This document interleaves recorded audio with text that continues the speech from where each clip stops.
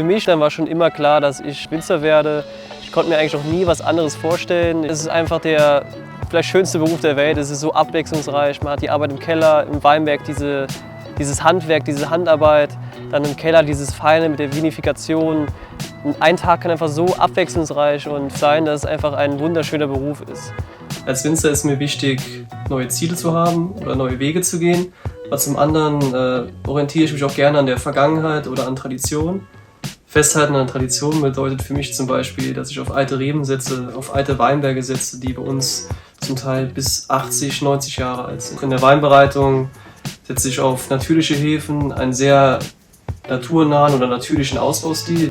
Mit natürlichen Hefen zu arbeiten, mit Spontangebung zu arbeiten, den Weinen Zeit zu lassen. Für mich ist Wein ein absolutes Naturprodukt, wobei die Herkunft der Trauben oder das Terroir des Weinbergs eine ganz, ganz wichtige Rolle spielen. Einer meiner Top-Favoriten unter unseren Lagen ist auf jeden Fall der Herrenberg. Mit seiner Steilheit, mit seiner Kargheit, dem hohen Schiefergehalt im Boden, diesen einzigartigen roten Schiefer, der eine super Mineralik und einzigartige Mineralik in den Wein bringt. Das Ertragsniveau ist sehr gedeckelt bei uns. Wir versuchen sehr kleine, schmackhafte Beeren rauszubekommen, mit auch der Hilfe oder der Unterstützung von unseren alten, fast wurzelechten Reben zum Teil, die halt eine ganz besondere Qualität haben, indem sie kleine, schmackhafte Beeren reinbringen, woraus wir diese fruchtigen, leichten, mosetypischen, mineralischen Weine machen.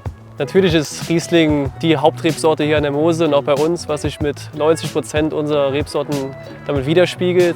Wir haben aber auch 5% Rivaner und auch 5% Weißburgunder. Besonders der Weißburgunder hat es mir so ein bisschen angetan, weil ich finde, neben dem Riesling ist der Weißburgunder noch die Rebsorte, die viel von ihrem Lagenprofil, von ihrem Terroir im Wein übermitteln kann, was man im Wein auch schmecken kann.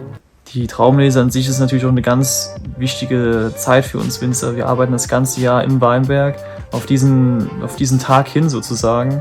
Und dann fragt man sich natürlich, wartet man jetzt noch eine Woche, wie wird das Wetter? Es sind ganz viele Faktoren, die man nicht beeinflussen kann, aber die dann auch so ein Jahr im Wein irgendwo widerspiegeln. Meine Philosophie ist es, dass die Parzellen einzeln getrennt geerntet werden. Durch diesen geschwungenen Lauf der Mose, die wir haben, da steht jede Parzelle ein bisschen anders zur Sonne. Das Terroir ist anders, ob die Parzelle ist unten im Berg ist oder oben. Da spielen viele Faktoren mit. Und deswegen ist es für mich einfach sehr wichtig, dass die Parzellen getrennt geerntet werden, getrennt gepresst werden und auch in ein einzelnes Fass kommen, um die Unterschiede dann auch wirklich im Wein zu haben. Die Traubenqualität ist natürlich entscheidend, weil sie auch direkt die Weinqualität beeinflusst. Da ist es ganz wichtig, dass die Trauben natürlich gesund sind, aber auch 100% reif sind. Wir ernten oft bis in den November hinein, damit wir einfach diese Reife, die kühlen Nächte, in denen sich das Aroma entscheidend entwickelt, dass wir diese Sache mitbekommen und die Trauben super ausgereift sind und wir dann perfekte Trauben haben. Und wenn wir dann wunderschöne Trauben ernten und so eine natürliche Qualität haben, da achten wir darauf, dass bei jedem weiteren Arbeitsschritt diese Qualität erhalten bleibt. Für mich und auch, glaube ich, für meine Eltern war schon immer klar, dass ich den Betrieb übernehme und Winzer werde. Ich konnte mir eigentlich noch nie was anderes vorstellen. Ich wollte immer mit in den Weinberg gehen, so ganz klassisch mit im Keller sein, bei meinem Papa sein. Und für mich gab es eigentlich nie eine andere Option.